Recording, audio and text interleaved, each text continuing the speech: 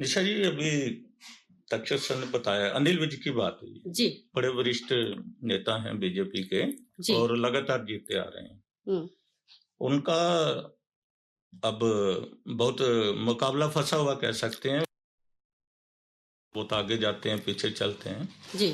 तो हालाँकि उन्होंने, अगर हम अम्बाला छावनी को देखें तो वहाँ पे बहुत सा विकास का काम करवाया है। जी। फिर भी जो है वो मतदाता उस तरह से झुकाव नहीं दिख रहा उनकी तरफ। क्या कारण, कोई आपके क्या लगता है आपको? देखिए, वहाँ पर जो आज़ाद उम्मीदवार है चित्रा सरवारा, तो उनका व्यवहार जो है वो बहुत ही सरल और वहाँ के जो लोगों के हर दुःख में या सुख में ये उनका व्यवहार है, ये बहुत बड़ा काम आ रहा है। और जहाँ तक अनिल विज का सवाल है, वो ये अभी भी उनका मैं बयान सुन रही थी, तो उन्होंने कहा कि भी अगर मेरे से पूछा जाएगा कि क्या अभी तक मुझे पूछा ही नहीं गया कि आप मुख्यमंत्री बनोगे या नहीं। अगर मेरे से पूछा जाएगा तो मैं हाँ कहूँगा और मैं बहुत अच्छी सरकार चला के दिखाऊँगा। तो जहाँ तक सरकार कहीं न कहीं इस उनकी बात में जो मुझे लगता है कहीं न कहीं वो अपने जो मनोहर लाल खट्टर जी थे पूर्व सीएम और कार्यवाहक जो नायब सिंह सैनी जी हैं, इनके कार्य से कहीं न कहीं उनके इस बयान से नाखुश थे क्योंकि उनका ये कहना कि मैं बहुत अच्छी सरकार चला सकता हूँ, अगर मैं मुख्यमंत्री बन जाता हूँ। नायब सिंह जी। सैनी जी की बात करें तो उनको काफ़ी कम समय मिला है जी। काम करने के लिए, और उतने समय में हम एक कोई परसेप्शन बना भी नहीं सकते, कोई नहीं छो लेकिन अगर मनोहर लाल जी की बात करें तो उन्होंने काफ़ी लंबा समय मुख्यमंत्री के पद पे वो विराजमान रहे हैं। 9.5 तो साल। 9.5 साल काफ़ी होते हैं। तो उसको पार्टी का मुख्यमंत्री को बदलना भी एक संदेश देता है कि शायद पार्टी को भी कहीं न कहीं लगा कि कहीं कुछ वो मनोहर लाल जी अपनी बात उस तरीके से या जो वो काम कर रहे हैं, उस तरीके से नहीं पहुँचा पा रहे हैं लोगों तक। तो ये तो ठीक है, क्योंकि वरिष्ठ नेता हैं अनिल विज जी, तो उनकी एक महत्वाकांक्षा है कि और पार्टी मुझे मौका दे, और ये पार्टी का मामला है, ये तो हम अभी कुछ नहीं कह सकते। लेकिन जो रुझान है वो उसको देखते हुए तो हम ये ज़रूर कह सकते हैं कि भारतीय जनता पार्टी जो है वो शायद जो हमारे पास एग्ज़िट पोल के परिणाम थे, उसके अनुसार बेहतर स्थिति में रहेगी, अगर स्थिति बदलती भी है तो। निश्चित तौर पे आप ठीक कह रहे हैं। देखिए, विज साहब का जो इस बार संकट की स्थिति में है, उसकी वजह ये है कि चित्रा सरवारा, जिनके पिता पूर्व मंत्री निर्मल सिंह हैं, जो अम्बाला शहर से लड़ रहे हैं। चित्रा ने अम्बाला छावनी से पिछले चुनाव में भी टिकट मांगी थी। कुमारी शैलजा ने उनकी टिकट कटवा दी। वो आज़ाद उम्मीदवार के तौर पर लड़ी, अच्छा मुकाबला दिया। विज साहब 6-7 हज़ार वोट से जीत गए थे और कांग्रेस उम्मीदवार की जमानत जब्त हुई थी और उनको महिला उम्मीदवार थे, 8,000 वोट उनको मिले थे। इस बार चित्रा सरवारा आम आदमी पार्टी से होते हुए अपने पिता के साथ कांग्रेस में शामिल हुई। उनको उम्मीद थी कि टिकट मिलेगी, फिर शैलजा मैडम ने उनकी इस बार टिकट फिर कटवाई। तो एक सहानुभूति भी हो सकती है कि अच्छी पढ़ी लिखी लड़की है, राजनीति उनको उत्तराधिकार में मिली हुई है और कांग्रेस की पहले भी उसकी टिकट कटी, फिर टिकट कटी दूसरी बार भी, तो हो सकता है कोई सहानुभूति का वोट हो। और भारतीय जनता पार्टी की, जो मैं आपको बता रहा हूँ कि जब नायब साहब को मुख्यमंत्री बनाया गया तो पार्टी हाईकमान ने ये देखा कि लोकसभा की 10 में से 5 सीटें हम हार गए हैं, तो खट्टर साहब के रहते हुए विधानसभा चुनाव जीतना भी शायद मुश्किल हो। और आपने देखा होगा कि खट्टर साहब को ना मंच पे बुलाया जाता था, ना उनके पोस्टर लगते थे, ना उनका कोई भाषणों में जिक्र करता था। तो ये माना जा रहा था कि पार्टी हाईकमान के पास इस तरह की रिपोर्ट है कि खट्टर साहब का चेहरा आगे करके अगर हम मैदान में उतरेंगे तो नुकसान हो सकता है। और एक बड़ी बात ये भी रही कि नायब सिंह सैनी साहब जब भी अपनी उपलब्धियां गिनाते थे तो वो कहते थे मेरा 56 दिन का कार्यकाल हुड्डा सरकार के 10 साल के कार्यकाल पर भारी पड़ता है। यानी कि 9.5 साल के जो खट्टर साहब के कार्यकाल को छुपा जाते थे, उसका जिक्र नहीं करते थे। ऐसी सूरत में जब भाजपा ये मान रही हो कि पता नहीं हम सत्ता में तीसरी बार सरकार बना पाएंगे, बहुमत ले पाएंगे कि नहीं ले पाएंगे, उस मौके पर इस तरह का रुझान दिखना कि भारतीय जनता पार्टी 49 सीटों पर आगे है, तो इसका मतलब कोई या तो एंटी इनकम्बेंसी थी नहीं, या थी तो नायब सिंह सैनी साहब के थोड़े से समय के कार्यकाल ने उसको धो दिया। मैं अभी बताना चाहूँगा कि बहुत सी जगह पे चौथे और 5वें दौर की जो मतगणना है वो हो गई है, और चरखी दादरी में जो 5वां दौर है उसमें सुनील सांगवान बीजेपी के आगे चल रहे हैं, और चौथा दौर जो हिसार में आदमपुर सीट है, वहां से भव्य बिश्नोई जो है वो 20,000 से अधिक वोटों से आगे हैं। और इसी तरह जो सोनीपत है वहां भी चौंकाने वाला है। अभी देवेंद्र कादियान जो निर्दलीय हैं वो आगे चल रहे हैं गन्नौर से। गन्नौर में हाँ। क्या है कि 2 उम्मीदवार ब्राह्मण उम्मीदवार हैं, देवेंद्र कौशिक भाजपा के और कुलदीप शर्मा पूर्व स्पीकर कांग्रेस के। और देवेंद्र कादियान मांगते थे टिकट पानीपत से, उनकी टिकट काट दी गई, वो इंडिपेंडेंट के तौर पे वहाँ से चुनाव लड़े। अच्छा, 2 ब्राह्मण समुदाय के अगर उम्मीदवार हैं तो उनके वोट बंट गए हैं और देवेंद्र कादियान आगे दिखाई दे रहे हैं। और शुरू से ये माना जा रहा था कि देवेंद्र कादियान वो सीट निकाल सकते हैं। मैं आपको ये कहूँ कि आज़ाद उम्मीदवार जो भी जीतता है, जिसकी सरकार उसी का आज़ाद विधायक, तो उनको जिसकी भी सरकार बनेगी वो स्वतंत्र किसी की तरफ जाने के लिए। ये आपने बिल्कुल ठीक कहा कि जो निर्दलीय उम्मीदवार हैं वो एक भूमिका में रहते हैं जब भी सरकार बनती है। और जैसा कि आपने कहा, पिछली बार का ही अगर परिणाम देखें चुनाव का तो एक बड़ी भूमिका थी तब भी इंडिपेंडेंट्स की। अभी मैं निशा जी आपसे बोलूँगा 4-5 दौर की हमें, जैसा कि ये निर्वाचन आयोग से जो पता चल रहा है कि 4-5 दौर के कई जगह पे हमारा खत्म हो गए हैं, कई जगह छठे दौर का भी परिणाम हमें मिला था। तो जब इतने दौर निकल गए हैं तो क्या लगता है कि ये स्थिति सस्टेन होगी, ये बनी रहेगी? देखिए, वैसे तो अगर जैसे कि 6 दौर गुजर चुके हैं तो उससे तो यही लग रहा है कि बीजेपी अभी बढ़त बनाई हुई है। तो जैसा कि सर्वे भी पहले हुए तो सर्वे भी इस हिसाब से गलत ही साबित हो रहे हैं। लेकिन अंतिम दौर में आते आते कई बार उलटफेर हो सकता है। अभी कहना ये बहुत ज्यादा जल्दबाजी भी होगा कि बीजेपी ही सरकार, नो डाउट कि बीजेपी आगे चल रही है और बीजेपी आगे निकल भी रही है। अगर हम पहले, जैसे कि तक्षी जी ने भी कहा कि पिछले इतिहास में जाते हैं, जब से हरियाणा बना है, चाहे वो चौधरी बंसीलाल हो, चाहे चौधरी भजन लाल हो, चाहे हुड्डा जब तीसरी बार सरकार बनाने के लिए तैयार हुए तो सिर्फ 13 सीटों पर सिमट कर रह गए थे, 15 सीटों पर, सॉरी, बंसीलाल जी 3 सीटों पर। 3 सीटों। तो ऐसे अगर देखा जाए, इतिहास में झांक कर देखा जाए तो लगता नहीं था कि तीसरी बार हो सकता है। और सभी ये, इवन की सरकार को भी ये लगता था कि तभी ये जो एन मौके पर उन्होंने सीएम को बदला, और सीएम के चेहरे को बदला, वो इसलिए कि दलित वोट या सैनी वोट उनके हिस्से में आ जाएंगे, तो इसलिए उनको लाडवा से उतारा गया। पूरी टोल प्लाजा मुझे याद आ रहा है, वो रैली थी प्रधानमंत्री की, तो उन्होंने वहां पे ये एक मैसेज देने की कोशिश की थी कि जैसे हम केंद्र में तीसरी बार बना रहे हैं तो हरियाणा में तीसरी बार बना लेंगे सरकार।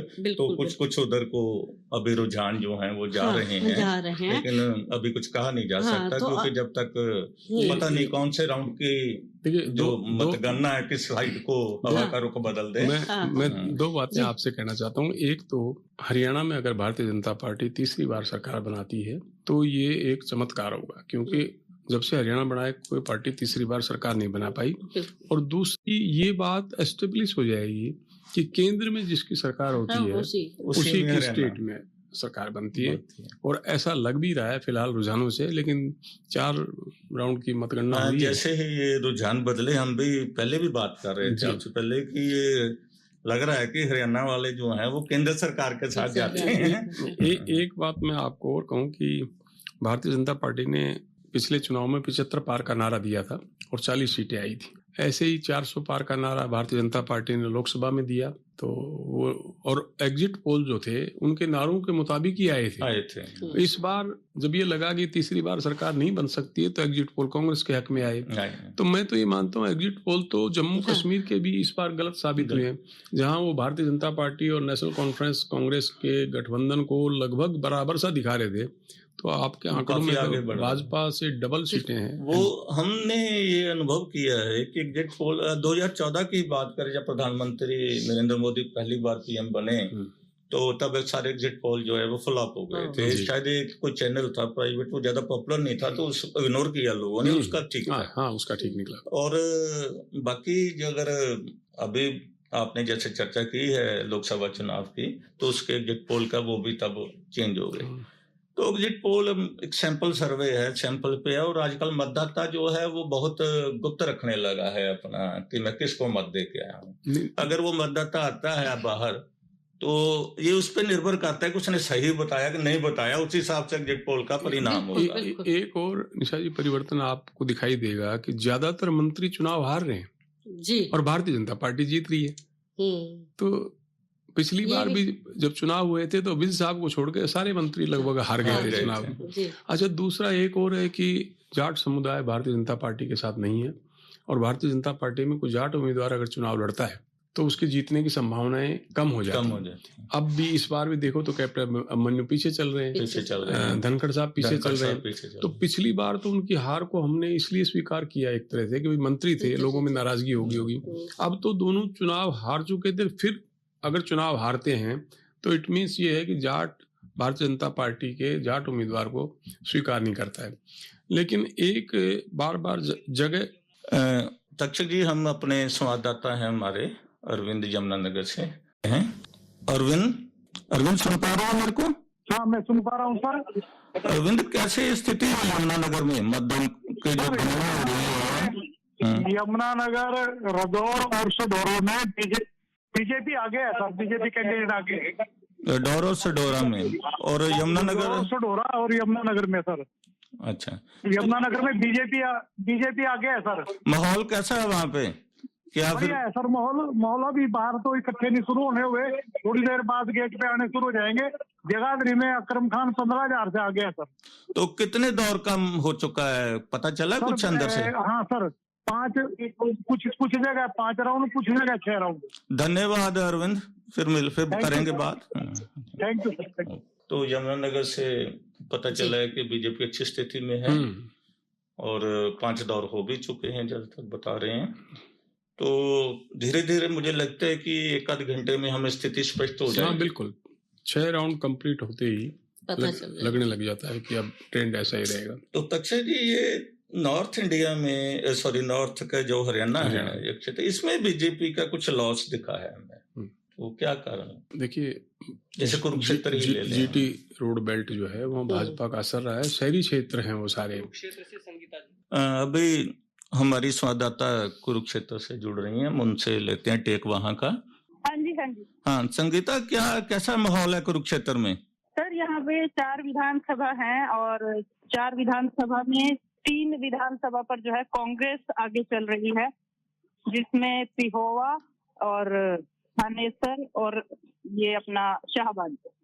तो बीजेपी का जहाँ पे क्या कारण लगते हैं आपको पछड़ने के, कुछ बताएंगे? सर, यहाँ पर जैसे बीजेपी के पिछड़ने के कारण मतलब अशोक अरोड़ा जो है आगे चल रहे हैं थानेसर से, क्योंकि उनका एक्सपीरियंस जो है राजनीति का वो काम आया उनके। हाँ जी, वो काम आया है। और जो पेहवा से है, पेहवा में पिछड़ने का कारण ये है क्योंकि पहले कंवलजीत अजराना को जो सिख चेहरा था उसे टिकट उम्मीदवार बदले जाने का नुकसान हुआ है। हाँ जी, पेहवा में। ठीक है संगीता, हम फिर आएंगे तुम्हारे पास। हाँ जी। धन्यवाद। ठीक है तक्षक जी, अभी थोड़ी सी हमें रिपोर्टर से भी जानकारी मिल रही है। पहले हमने आपके आने से पहले गुरुग्राम, फरीदाबाद उस बेल्ट की जानकारी ली थी, वहाँ हमने कुछ अपने संवाददाता दिल्ली से भी भेजे हुए हैं हरियाणा में, तो ये हमारे स्थानीय संवाददाता थे। तो अभी हम बात ही कर रहे थे कुरुक्षेत्र की, तो वहाँ बात भी हो गई हमारी। तो वो आप कुछ राजनीतिक पॉइंट ऑफ व्यू से बताएंगे कि जैसे अशोक अरोड़ा जो है वो अपना इंडियन नेशनल लोकदल छोड़कर कांग्रेस में आए थे और उसके बाद वो हार भी देखनी पड़ी है, लेकिन अभी वो फिर मजबूत स्थिति, तो कैसे? मैं उनके चुनाव प्रचार में गया था, मैंने देखा कि अशोक अरोड़ा साहब लोगों से कह रहे थे कि भाई मेरे मुकाबले जो भाजपा का उम्मीदवार है और लोकल बॉडी मिनिस्टर हैं वो आर्थिक रूप से बहुत मजबूत हैं और हो सकता है आपको गांव में प्रचार के दौरान कुछ पैसे भी बांटे जाएं। तो अशोक अरोड़ा कह रहे थे कि भाई पैसे आए तो रख लेना, कुछ बच जाएं तो उनसे छीन लेना, क्योंकि वो जाके कहीं कहने वाले नहीं है कि मेरे पैसे छीन लिए गए हैं। तो एक तरह से उन्होंने मतदाताओं को एक दिखाने की कोशिश की कि एक तरफ धनपति है, उन्होंने अपने आप को और एक कमजोर आदमी है, और कई बार जब चुनाव हार लेता है बंदा, तो थोड़ी बहुत सहानुभूति भी उसके साथ हो जाती है। चुनाव और जीतने के लिए मैं आपको एक और बात कहूं कि कुरुक्षेत्र में जो लोग चुनाव लड़ रहे हैं, अशोक अरोड़ा साहब इनेलो छोड़ के कांग्रेस में आए थे, मतलब कांग्रेस के मूल कैंडिडेट वो नहीं है।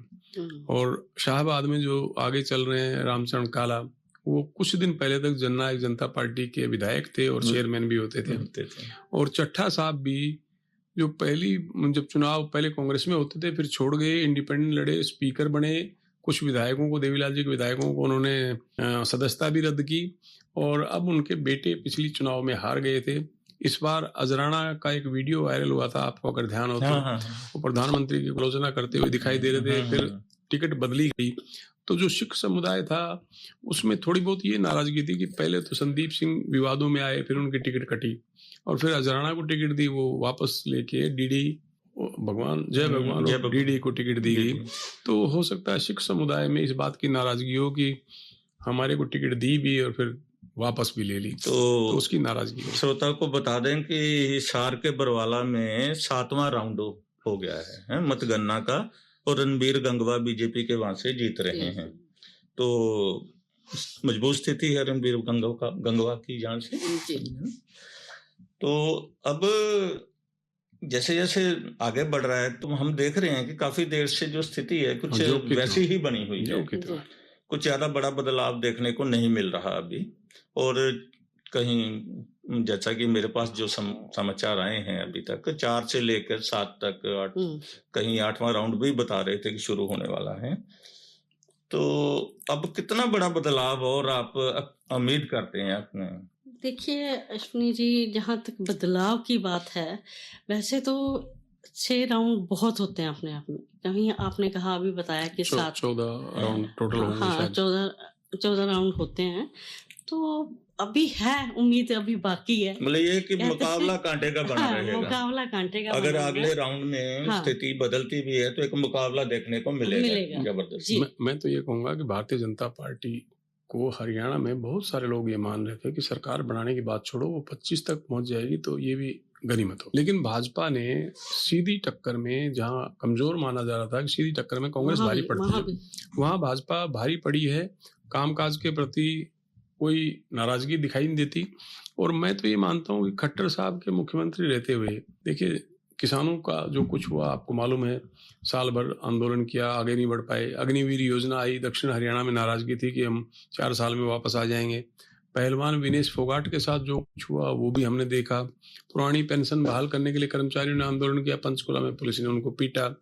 आंगनबाड़ी वर्कर और आशा वर्कर्स को पीटा गया। लेकिन ये कि विनेश फोगाट पे तो ये भी दोष लगते रहे कि वो राजनीति एक परिवार के कहने पे। मैं आपसे अश्विन जी कहूँ, सरपंचों ने जो टेंडर प्रणाली के खिलाफ आंदोलन किया और सरकार ने उनकी मांग को उस ढंग से नहीं माना जिस ढंग से उन्होंने डिमांड की थी, तो ये इतना एक बड़ा वर्ग हो जाता है।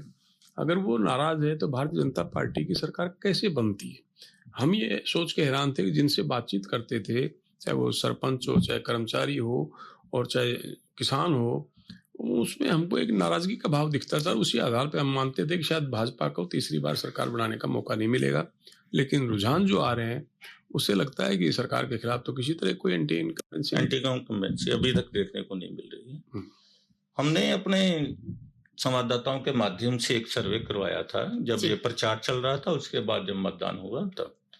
तो हमारा जो तब तक अनुमान था, उसके बाद कुछ दिनों बाद स्थितियां बदल भी जाती हैं मतदान तक आते आते। लेकिन जब प्रचार के दौरान हमने करवाया था तो हमारा जो एक अनुमान था कि बीजेपी जो है 35 सीटें तो ले जाएगी। हालांकि कोई नहीं कह रहा था, ज्यादातर लोग जो है कम ही कह रहे थे। आपने वो भी देख लिया, एग्जिट पोल भी देख लिए हैं। लेकिन हमें ये तब तक ये हमारे पास एक आंकड़ा हमें अनुमान लगा था 30 से 35 का जी।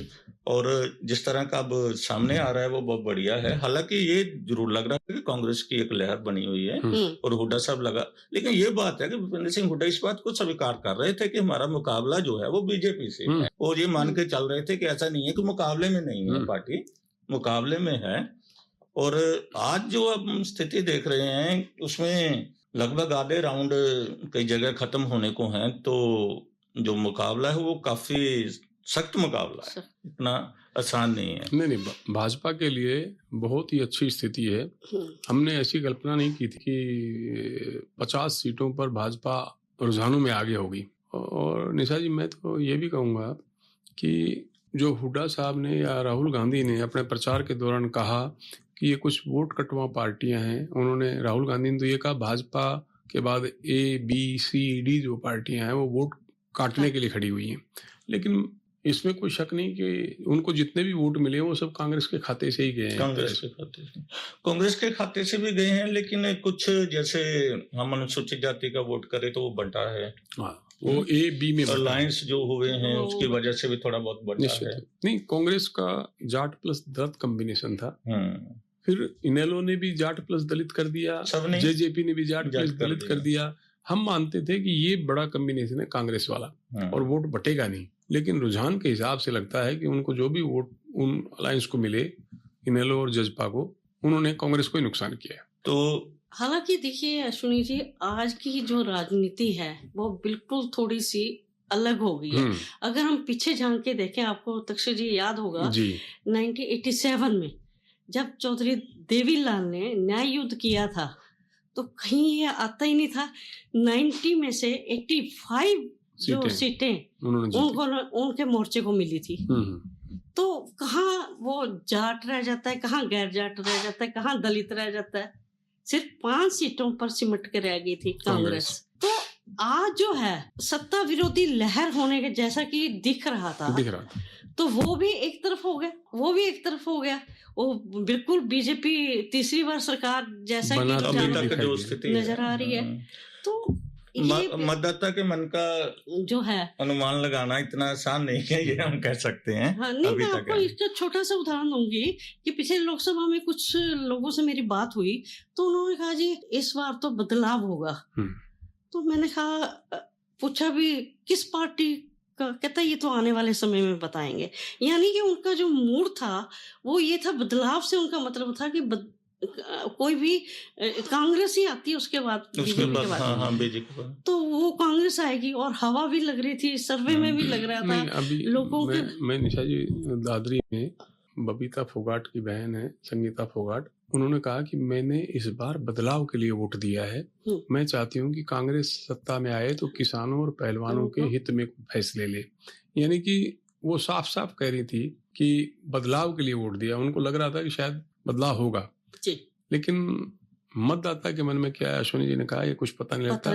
जो वोकल है मतदाता, सियाना हो गया। हाँ, वो शाना तो हमेशा ही से रहा, चूक तो हमसे ही होती है। ये हम देख रहे थे कि बीजेपी ने अपने चुनाव प्रचार के दौरान पर्ची खर्ची को, कहने का मतलब कि कुछ फेवर, नेपोटिज्म और ये सबको एक मुद्दा बनाया नौकरियों में। हालांकि हम पहले 5 साल के कार्यकाल की बात करें बीजेपी के, तो उसमें नौकरियां सरकारी दी गई और तब का फील्ड सर्वे हम गए थे तो बहुत से लोग मिले ऐसे परिवारों से जो कभी सोच नहीं सकते कि हमें सरकारी नौकरी मिलेगी, उनके घरों में सरकारी नौकरी मिली।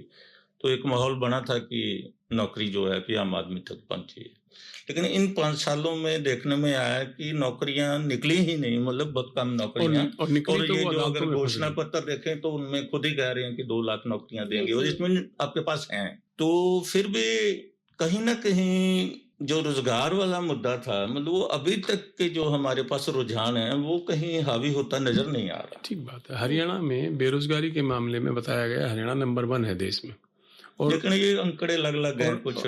वो सरकार तो उसको स्वीकार नहीं करेगी। भारतीय जनता पार्टी की सरकार ने कहा ये सब कांग्रेस का दुष्प्रचार है, ऐसा कुछ नहीं। अभी एक बात बीच में मैं टोकूंगी, अगर 2 लाख आपने भी कहा कि 2 लाख घोषणा पत्र बता रहे हैं ना सबके कि 2 लाख नौकरियां हम देंगे। अगर देंगे तो उन्होंने पहले क्यों नहीं दी, क्यों नहीं निकाली? नहीं, हमने ये बात भी की एक बार नायब सिंह सैनी से, तो उन्होंने कहा कि बहुत से अभी प्रोसेस में हैं तो कोड लग गया, अगर मेरे को और समय मिलता तो। नहीं, अदालतों में फंस जाते हैं, अदालतों ने बहुत काम रोका, ये सारी बातें उन्होंने बताई।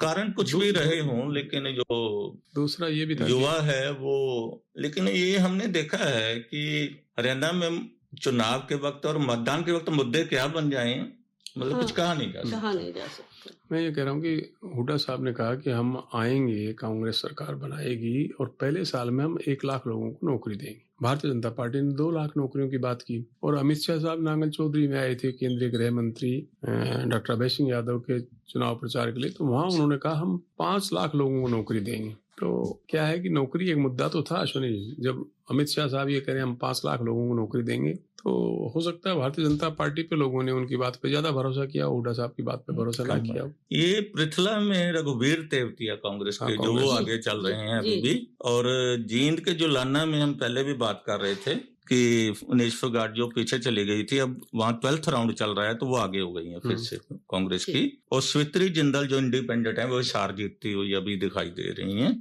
और हांसी से विनोद बिहाना बीजेपी के आगे चल रहे हैं, सिटिंग एमएलए। तो स्वित्री जिंदल टिकट चाह रही थी बीजेपी से, उन्हें नहीं मिली, उन्होंने इंडिपेंडेंट। वो हो सकता है भाजपा की रणनीति का एक हिस्सा हो। वहाँ डॉक्टर कमल गुप्ता जो कैबिनेट मिनिस्टर हैं, उनकी स्थिति अच्छी नहीं थी। भारतीय जनता पार्टी उनकी टिकट काटना चाहती थी, लेकिन आरएसएस के कहने पर उनको टिकट दी गई। लेकिन चुनाव जब भाजपा को लगा कि वो चुनाव नहीं जीत सकती हैं, तो सावित्री जिंदल इंडिपेंडेंट खड़ी हुई। हुड्डा साहब की सरकार में वो 10 साल मंत्री रही हैं। कांग्रेस की सरकार आए तो उनको कोई दिक्कत नहीं थी, भाजपा के आए तो बिल्कुल ही दिक्कत नहीं थी, क्योंकि उनका बेटा भाजपा का एमपी है कुरुक्षेत्र से। और सावित्री जिंदल ने जब पर्चा दाखिल भी नहीं किया था, तब से ही लोगों ने कह दिया था कि अगर वो चुनाव मैदान में आती हैं तो उनके मुकाबले कोई नहीं टिकेगा। अभी हमारे संवाददाता पानीपत से हमारे साथ जुड़ रहे हैं विनोद जी, उनसे लेते हैं वहाँ की जानकारी। हाँ विनोद। हाँ जी सर, नमस्कार सर। नमस्कार। सुन, पानीपत में क्या स्थिति है, वहाँ कितने काउंटिंग सेंटर हैं? जी, पानीपत के अंदर आर्यपीजी कॉलेज में यहाँ पर 4 सेंटर बनाए हुए हैं, जिसके अंदर इसराना विधानसभा, समालका विधानसभा, पानीपत शहरी और पानीपत ग्रामीण विधानसभा। तो चारों आपके पास ही हैं, आप वहीं पे हैं? बिल्कुल जी। तो क्या जानकारी मिली है आपको अंदर से? अंदर से यही है कि अगर जो पानीपत शहरी की बात करी जाए, यहाँ से प्रमोद विज अब आगे चल रहे, जो जिनका जो मुकाबला कांग्रेस से वीरेंद्र कुमार शाह से। प्रमोद विज की 27,911 पे अभी आगे चल रहे हैं, और तकरीबन हर एक विधानसभा की बात करें तो 8 से 9 राउंड तकरीबन हो गए इधर जी। तो बाकी सीटों का कैसे है 3 का? बाकी सीटों की यदि बात की जाए, पानीपत ग्रामीण से महिपाल ढांडा जो बीजेपी के कैंडिडेट है, और उनका जो मुकाबला है सचिन कुंडू जो कांग्रेस से है, और महिपाल ढांडा यहाँ पर 35,605 से आगे ये यहाँ पर लीड बनाए हुए हैं, एक बड़ा अंतर बनाए हुए हैं जी। और इसी तरह इसराना की बात की जाए तो जो कृष्ण लाल पवार जो बीजेपी से है 26,158 वोट लिए, और बलबीर सिंह वाल्मीकि जो ये इनका मुकाबला है, और कृष्ण लाल पवार यहाँ पर आगे हैं। कृष्ण लाल पवार। संभालका की बात करी जाए तो संभालका से जो अवतार भडाना जी है, जो उनके जो लड़के मनमोहन भडाना, वो बीजेपी पार्टी से 46,116 से आगे चल रही है, जिनका मुकाबला धर्मवीर छोकर से कांग्रेस से। तो कुल मिला के आपके क्षेत्र में बीजेपी जो है अभी आगे चल रही है? बिल्कुल आगे चल रही है हर एक जगह। अभी परिणाम अभी पूर्ण रूप से आने बाकी है, लेकिन कुल मिलाकर चारों विधानसभाओं में बीजेपी आगे अच्छा प्रदर्शन कर रही है। तो विनोद, हमारे पास वरिष्ठ पत्रकार हैं बलवंत तक्षक जी स्टूडियो में, और निशा शर्मा जी। तो तक्षक जी, कोई आपसे बात पूछना चाहेंगे? नहीं, मैं कहूँगा, देखिए 3 बार, शायद 2 बार धर्म सिंह छोकर चुनाव जीत चुके हैं, लेकिन उन पर कुछ आरोप लगे, मुकदमा दर्ज हुआ, उनका बेटा एक पकड़ा गया। हाई कोर्ट का भी आदेश था कि आप फलां तारीख तक जो है सरेंडर कर दीजिए, वरना आपको गिरफ्तार करेंगे। तो वो जिन मामलों में फंसे, वो बचाव में उलझे रहे। मुझे लगता था कि धर्मवीर छोकर की समालखा में स्थिति अच्छी है, लेकिन मुकाबला 2 गुजरों में हुआ। गुजर समुदाय के उम्मीदवार हैं दोनों ही, और अवतार बढ़ाना, करतार बढ़ाना दोनों भाई हैं, एक राजनीति में अपनी अच्छी पैठ रखते हैं। तो विनोद, ये कारण बताएं तक्षक जी ने, इनका प्रभाव देखने को मिला? देखिए, अगर जो संभालका विधानसभा क्षेत्र की यदि हम बात करते हैं, यहाँ पर कांग्रेस का हमेशा से गढ़ रहा है, और जो यहाँ पर बात करें तो यहाँ से जो मनमोहन भडाना की तरफ, बीजेपी की तरफ ज्यादा वोटिंग कर रहा है। हालांकि अगर जो एमपी की हम लोकसभा की बात करते हैं, यहाँ से जो है बीजेपी की ज्यादा मार्जिन था, लेकिन अब फिलहाल अगर जो धर्मवीर सिंह छोकर के जो कारण बताए, तो यहाँ पर जो लोगों का रुझान है वो अवतार भडाना की तरफ चला गया। उसका मतलब फायदा हुआ है बीजेपी को? बीजेपी को फायदा हुआ जी इसका। ठीक है विनोद, धन्यवाद। फिर और जानकारी लेंगे, आप नजर बनाए रखो। जी सर, धन्यवाद। हाँ तक्षक जी, मैं आप अपनी बात जारी एक और रखिए। जो इसराना कॉन्स्टिट्यूंसी है, वो अभी बलबीर सिंह वाल्मीकि सिटिंग एमएलए थे, भाजपा ने कृष्णपाल पंवार जो राज्यसभा के मेंबर हैं उनको टिकट दी। अगर वो जीत जाए तो बहुत अच्छी बात है, राज्यसभा से इस्तीफा दे देंगे, शायद सरकार में मंत्री भी बन जाएंगे, पहले भी मंत्री रहे हैं वो। और अगर हारते हैं तो राज्यसभा की सदस्यता उनके पास है ही। तो भारतीय जनता पार्टी ने, ये अलग बात है कि कृष्णलाल पंवार भी इंडियन नेशनल लोकदल से 4 बार विधायक रहे थे, उनकी टिकट कटी। टिकट कटने के बाद भाजपा के पास कोई उम्मीदवार नहीं था, उनको टिकट दे दी और वो जीत गए। जीत के मिनिस्टर भी बन गए, फिर राज्यसभा में भी चले गए, अब फिर चुनाव जीतने की स्थिति में आ चुके हैं। तो कई बार पॉलिटिक्स में किस्मत और जो समय पर जो फैसले हैं वो वक्त लाभदायक हो जाते हैं। सही कहा आपने, राजनीति में पता नहीं चलता। पानीपत ग्रामीण जो है वो महिपाल ढांडा तीसरी बार जीतेंगे, उनकी स्थिति पहले से ही मजबूत थी। एक और बात थी कि जो रोहिता रेवड़ी पानीपत शहर से विधायक रही है भाजपा की, उनकी टिकट काटी, वो कांग्रेस में चली गई। इस बार कांग्रेस ने भी टिकट नहीं दी, वो इंडिपेंडेंट खड़ी हो गई। तो मुझे लगता है उसने भी भारतीय जनता पार्टी की उसका मैदान में उतरना एक तरह से लाभदायक रहा। उसने वोट फिर भारतीय जनता पार्टी के काटे होंगे या कौन? इस समय तो वो कांग्रेस में थी, तो उसका जो टारगेट था वो तो कांग्रेस ही थी कि मुझे टिकट काट दी, कांग्रेस हारनी चाहिए। तो ये बहुत से फैक्टर रहे इस चुनाव में। बहुत से नेता थे अलग अलग पार्टियों के जिनके टिकट कटे और उन्होंने अपनी पार्टियां बदली, कुछ इंडिपेंडेंट गए, कुछ वापस आ गए, कुछ मान मनोबल भी हुआ। और लेकिन ऐसे उम्मीदवार कई बार वहां का परिणाम ही बदल देते हैं उस क्षेत्र का, क्योंकि उनका डिपेंड करता है कितने प्रतिशत वोट वो ले जाते हैं वहां पे और उनका क्या आधार है। लेकिन पार्टियां भी अपने हिसाब से फैसले लेती हैं, तो ये उनका मामला है। लेकिन फिलहाल हम चुनाव रुझानों की ही बात करते हैं। हमने देखा कि ये बहुत से मुद्दे उठे थे और ये जब राहुल गांधी की रैली हुई, प्रियंका मलिन की एंट्री हुई जो चुनाव प्रचार में, तो पहले जो भूपेंद्र सिंह हुड्डा थे वो उन्होंने संविधान को कोई इतना बड़ा मुद्दा नहीं बनाया था, संविधान बदलने को। लोकसभा में ये मुद्दा बहुत काम किया था कांग्रेस के लिए। और उसके बाद लगातार इस चुनाव तक जितना भी बीच में समय था, भारतीय जनता पार्टी लोगों को अवेयर करने में लगी थी इस मुद्दे को लेकर कि आपके साथ झूठ बोला गया है। और ये एक टैगलाइन भी रही प्रचार में बीजेपी के कि आपको गुमराह किया जा रहा है। तो टारगेट था वही वोट का, एक अलग जो पूरा अनुसूचित जाति का वोट था वो इससे प्रभावित था, तो उनको लेके ये सारी बात कही जा रही थी। तो ये दोबारा मुद्दा उठाते हैं राहुल गांधी आके, प्रियंका गांधी, और ये मुद्दा चला या नहीं चला, कैसे लगा? नहीं, देखिए, कोई मुद्दा चले और कुछ दिन के बाद भारतीय जनता के गलत था और लोग उस पर तुरंत विश्वास कर लें,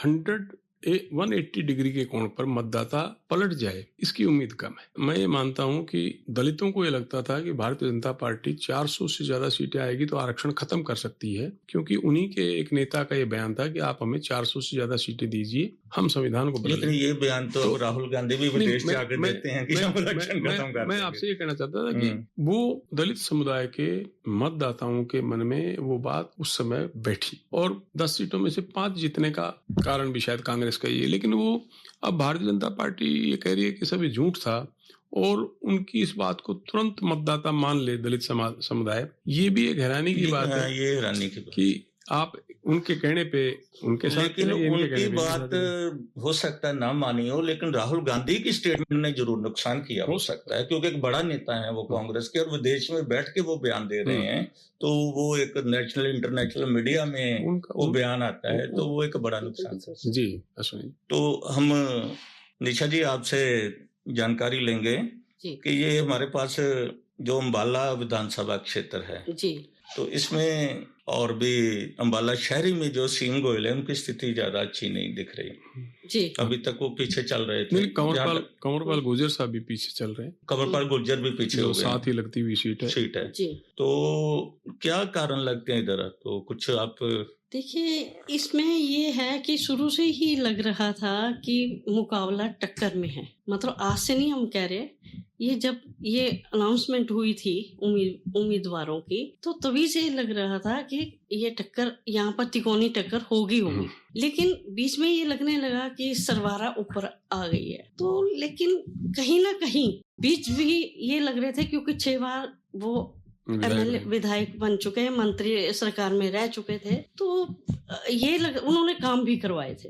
ये मैं इसलिए ये कहूंगी कि एकदम से ये पासा जो पलट रहा है, लेकिन अभी भी जो गोयल हैं वो भी पीछे चल रहे हैं और विज साहब भी पीछे चलते रहे, कंवरपाल जी भी पीछे चलते रहे। हालांकि मामूली आंकड़े 2000 का आंकड़ा है अनिल विज का और उसका कुछ अंतर कम चल रहा है, लेकिन पीछे मतलब पिछड़ी कड़ा मुकाबला है। तो आज भी अभी भी मैं यही कहूंगी कि कड़ा मुकाबला है, लास्ट में बाजी कौन मारता है। ये तो किसान का मुद्दा जो है वो काफी उठा, कांग्रेस के लिए जो एक बढ़िया मुद्दा था और बेहतर मुद्दा था, और किसान आंदोलन को भी मतलब उसकी बात की गई राहुल की, जब हरियाणा में उन्होंने अपना डेरा डाले रखा। उसमें हालांकि उस इलाके के हरियाणा वासियों को भी काफी नुकसान हुआ, लेकिन वो एक देश का मुद्दा बन गया था और पूरे, और बाद में वो कानून वापस भी ले लिए गए सरकार द्वारा। इसके साथ साथ केंद्र सरकार ने बहुत से ऐसे फैसले भी किए हैं, बहुत सी योजनाएं चलाई हैं, सीधे किसानों के खाते में पैसे भी आ रहे हैं, करोड़ों रुपया भी दिया है। बिल्कुल सम्मान निधि योजना है। और तो अभी तक की क्या आपको क्या लगता है कि वो जो कानून वाला मुद्दा था किसान, वो अभी काम कर रहा था? देखिए, जब कंगना रनौत ने एक बयान दिया कि किसानों को फिर से मांग करनी चाहिए कि वो तीनों कानून लागू किए जाएं क्योंकि वो किसानों के हित में, और भारतीय जनता पार्टी ने कंगना रनौत से कहा कि आप चुप रहो, तो भाजपा को लगा कि शायद उसका नुकसान हो सकता है। लेकिन कंगना रनौत ने वो जो बयान दिया था, वो ना तो किसान है ना उनकी किसानी में कोई दिलचस्पी है, उन्होंने वो बयान अचानक क्यों दिया? तो ये माना गया कि शायद भारतीय जनता पार्टी उनके मुंह से बयान दिलवा के प्रतिक्रिया देखना चाहती है। लेकिन उसका कहना है कि मेरा परिवार तो हिमाचल में किसान है। हम देखिए ये तो और उसने वो विजुअल भी दिखाए उसके फादर के। हाँ, नहीं, अच्छी बात है, उनको अपनी बात को पुख्ता करने के लिए कुछ ना कुछ तो सबूत देने भी चाहिए ताकि लोग भरोसा करें। पर मुझे अश्विनी जी हैरानी इस बात की है कि कोई मुद्दा ना चले, मतलब लोग 5 साल के बाद सरकार को बदलने का मन बना 10 साल के बाद तो उकता जाते हैं। हुड्डा साहब ने 10 साल के कार्यकाल के बाद जो तीसरी बार मैदान में गए तो उनके राज में न किसान पिटा, न जवान पिटा, न पहलवान पिटा, न कर्मचारी पिटे, न, मतलब मैं समझता हूँ कि आपने सबको राजी करने की कोशिश करने के बावजूद आपने तीसरी बार में 15 सीटें हासिल की। यहाँ भारतीय जनता पार्टी ने किसी की ठीक से सुनवाई भी नहीं की। लोग नाराज होते हैं तो हो जाए, और फिर भी भाजपा। इसके अलावा बयानबाजी आप देखिए, अब मनोहर खट्टर जी ने किसानों के प्रति जो बयान दिया, कहते हैं असली किसान ही नहीं है। कंगना रनौत ने जो बयान दिया, जिसका आपने, उन्होंने कहा कि ये जो लोग बैठे हैं सारा काम छोड़ के, तो ये किसान कैसे हो सकते हैं, इनको काम नहीं है कि तुम्हें। देखिए बयानबाजी तो बिल्कुल होती है। लेकिन ये एक सच भी है, मतलब क्योंकि हमारा भी जो पिछोकड़ है उसमें हमारा कृषि भूमि है और वो सारा, तो वो जो लोग काम वाले हैं वो वहां जाके नहीं बैठे रहे, और गए एक आध दिन आपके कहने पे गाँव में होता है कि भाई जाना है, इतने लोगों ने जाना है, वो वापस ये तो बात सच्ची है ना कि किसान मरे। हाँ, ये तो है, और राजनीति जो है उस पे होती रही। आप सुनो ना अश्विनी, देखो कांग्रेस ने क्या वादा किया कि हम किसानों का स्मारक बनाएंगे, हम किसान जो मर गए उनको शहीद का दर्जा देंगे, जो उनके परिजन हैं उनको एक एक परिवार के आश्रितों को नौकरी देंगे, और एमएसपी हम लागू करेंगे किसानों के लिए। मैं टोक रहा हूँ आपको, अपना तक्षक जी, बिल्कुल ये इम्पोर्टेंट इन्फॉर्मेशन थी। हम अभी बात कर रहे थे अशोक टोडा जी की, तो कांटे की टक्कर हो गई है थानेसर में। सुभाष सुधा जो है वो अभी लगभग 700-750 वोट से आगे चली गई है, तो एक कांटे की टक्कर कह सकते हैं। अब ये खेल कब फिर बदलता है अभी पता चलेगा।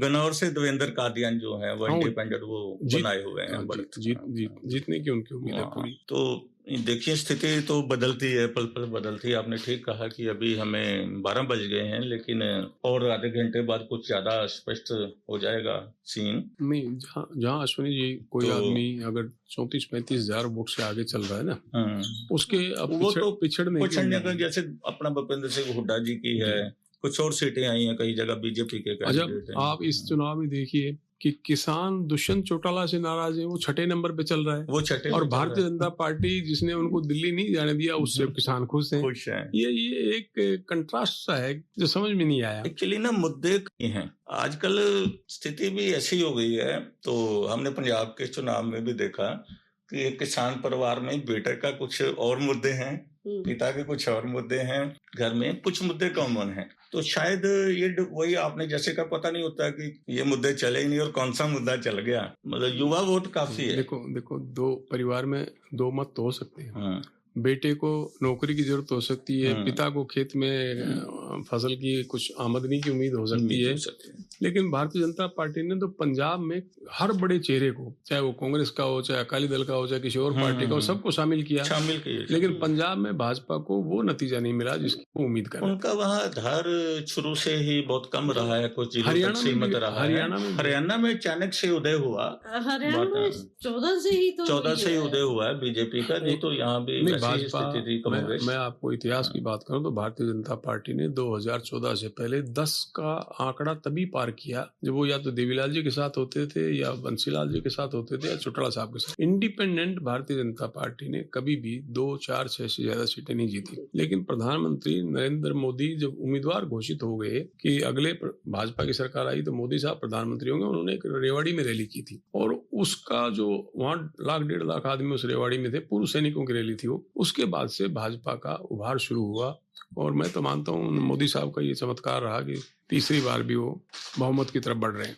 तो स्थिति जो है वो समय के अनुसार बदल रही है। लेकिन यहाँ पे मुझे अभी और भी कुछ जानकारी मिल रही थी कि सिरसा से जो है वो गोपाल कांडा देखो पिछड़ रहे हैं। बीजेपी ने अपना उम्मीदवार भी वापस लिया उनकी सपोर्ट में। सिरसा में 500 सीटों पर बीजेपी कोई सीट नहीं जीत रही। तो कांग्रेस वहां बढ़त बनाए हुए हैं। 36,972 वोट अभी कांग्रेस उम्मीदवार को मिले हैं और 35,515 गोपाल कांडा को। हालांकि बहुत सी सीटें ऐसी हैं जहाँ अंतर कम रहेगा।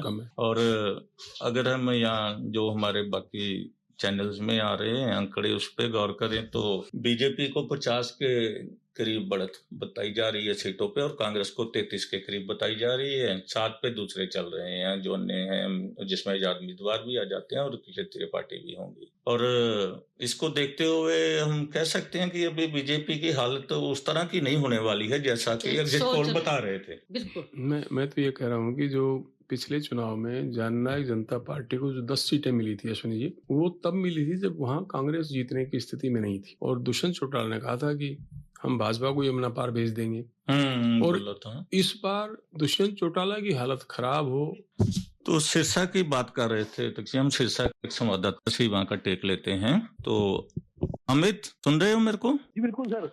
हाँ, तो सिरसा में कहाँ पे हो तुम? सिरसा में काउंटिंग सेंटर है सर। यहाँ पर CDLU चौधरी देवीलाल यूनिवर्सिटी में ही 5 विधानसभा क्षेत्रों की काउंटिंग चल रही है। ठीक है। फिर मुझे बताओ वहाँ पे क्या स्थिति है, कैसा परिणाम क्या मिले आंकड़े आपको अभी तक?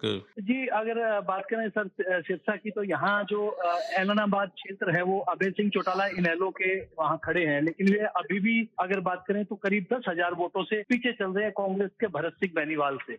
यह है ऐलनाबाद सीट की बात है। और कानावाली क्षेत्र की बात करें वहाँ शीशपाल केहरवाला है, वो करीब 15,000 के करीब वोट हैं उनसे आगे चल रहे हैं वो भारतीय जनता पार्टी के और राजेंद्र जयसूर्या से। और डबवाली क्षेत्र की बात करें तो वहां भी तकरीबन ऐसी स्थिति है, वहां अमित सिहाल आगे चल रहे हैं। और सिरसा विधानसभा क्षेत्र जो है वहां से हरियाणा लोकहित पार्टी के गोपाल कांडा चुनाव मैदान में है, लेकिन वे करीब 1500 वोटों से अपने प्रतिद्वंदी कांग्रेस के गोकुल सेतिया से पीछे चल रहे हैं। और इसी तरह रानिया विधानसभा क्षेत्र की अगर बात करें तो यहाँ से अर्जुन चौटाला INLD के उम्मीदवार हैं। वे तकरीबन सभी राउंडों में उन्होंने अपनी लीड को बरकरार रखा है और अभी भी वे अपने प्रतिद्वंदियों से काफी आगे दिखाई दे रहे हैं। जी क्या लगता है तुम्हें कि अभय सिंह चौटाला तो पीछे चल रहे हैं लेकिन जूनियर चौटाला लगातार अपना बनाए हुए हैं बढ़त, क्या कारण?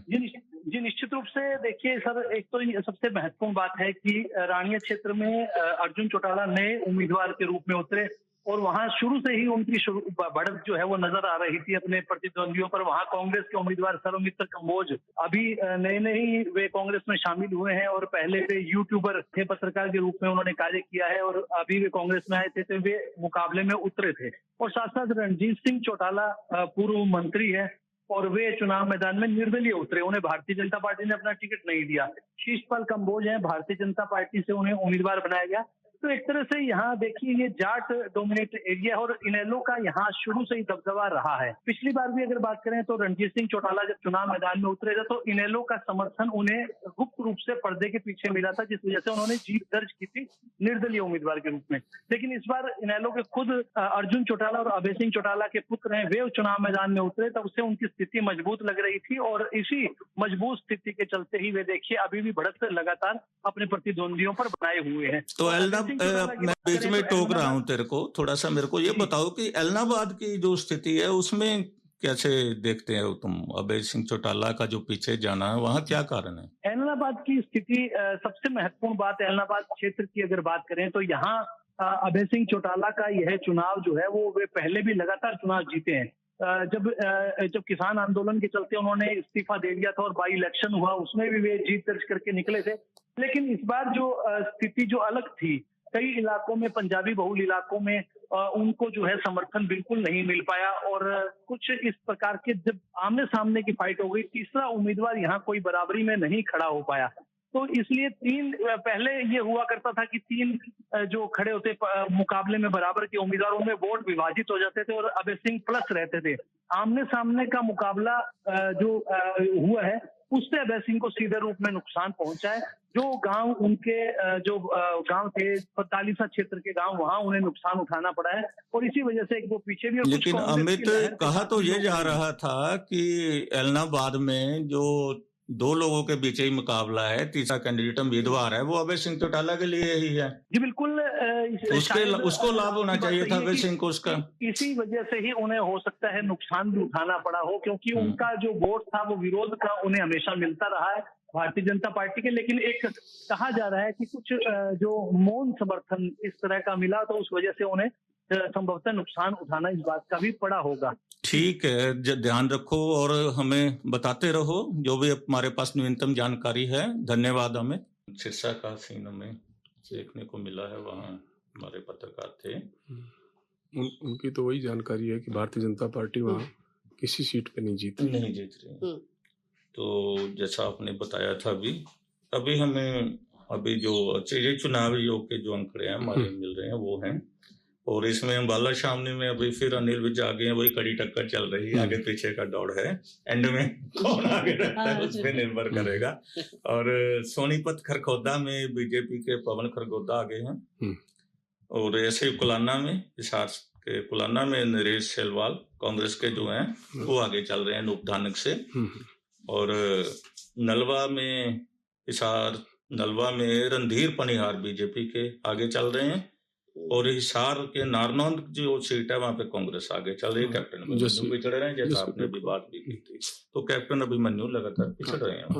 आप देखो बरवाला में जो डिप्टी स्पीकर थे गंगवा साहब, वो पहले नलवा से विधायक थे, उनको भेज दिया गया बरवाला, और सीट बदली तो जाहिर है उनको लगा होगा कि मैंने मेहनत यहाँ की थी, वहां जाके मैं मुकाबला हो पाएगा नहीं हो पाएगा, लेकिन वो वहाँ भी गंगवा साहब आगे चल रहे हैं। मतलब भारतीय जनता पार्टी का जो रणनीति है वो ठीक रही है, वो ठीक है। इधर उन्होंने कुलदीप बिश्नोई के बेटे को, भव्य बिश्नोई को टिकट दी थी, और दूसरा पनिहार जो है वो भी कुलदीप बिश्नोई के खाते से उम्मीदवार थे। कांग्रेस के उम्मीदवार संपत सिंह टिकट चाहते थे, उनको टिकट नहीं मिली, नए लड़के को टिकट दी वहां से पहली बार जो मैदान में उतरे। और रणधीर पनिहार को पिछली बार बहुत ज्यादा वोट नहीं मिले थे, लेकिन इस बार वो विधानसभा में पहुंच रहे हैं। तो भारतीय जनता पार्टी के प्रति जो नाराजगी का भाव हम महसूस करते थे, वोटों के रुझान में वो दिखाई नहीं दे रहा है। किरण चौधरी कांग्रेस से छोड़ के भारतीय जनता पार्टी में गई, भारतीय जनता पार्टी ने उन्हें राज्यसभा का सदस्य भी बनाया, कांग्रेस ने भी उन्हें बहुत से पद दिए, लेकिन अभी पूर्व मुख्यमंत्री भूपेंद्र सिंह हुड्डा और उनको लेके जो आपस में रिफ्ट थी और जो उनका टिकट काटने की बात थी, तो उन्होंने अपना एक फैसला किया और वो बीजेपी में चली। तो उनकी बेटी बीजेपी के टिकट पे चुनाव लड़ रही है, तो इसका एक बड़ा फायदा उस बेल्ट में मिला बीजेपी को, क्या कहना? मैं जो रुझान दिख रहे हैं उससे तो ये लगता है, हमें तो ये लगता था कि श्रुति चौधरी अपने भाई के मुकाबले चुनाव लड़ रही है। बिल्कुल, अनिरुद्ध चौधरी उसके ताऊ के बेटे हैं, और ये इलाका ऐसा है कि जहाँ चाहे चौधरी बंसीलाल चुनाव जीते हों, चाहे सुरेंद्र सिंह चुनाव जीते हों, चाहे किरण चौधरी चुनाव जीती हों, श्रुति चौधरी भी MP रह चुकी हैं एक बार, और पहली बार वो विधानसभा का चुनाव लड़ रही हैं क्योंकि उनकी माँ ने वो सीट खाली की, राज्यसभा में चली गई। तो हमें लगता था कि भारतीय जनता पार्टी के हवा खिलाफ है, और ऐसे में किरण चौधरी का भाजपा में जाना उनकी बेटी के लिए नुकसानदायक साबित हो सकता है। लेकिन चूंकि राजनीतिक उत्तराधिकारी बंसीलाल जी ने अपनी पोती को घोषित किया था और अनिरुद्ध चौधरी की तोशाम में वहाँ इतनी आवाजाही नहीं थी, वो इतना सक्रिय नहीं थे, और भाजपा के खिलाफ जो हम हवा समझते थे वो भी नहीं थी। श्रुति चौधरी का हम कड़ा मुकाबला मानते थे वो भी नहीं है। वो शुरू से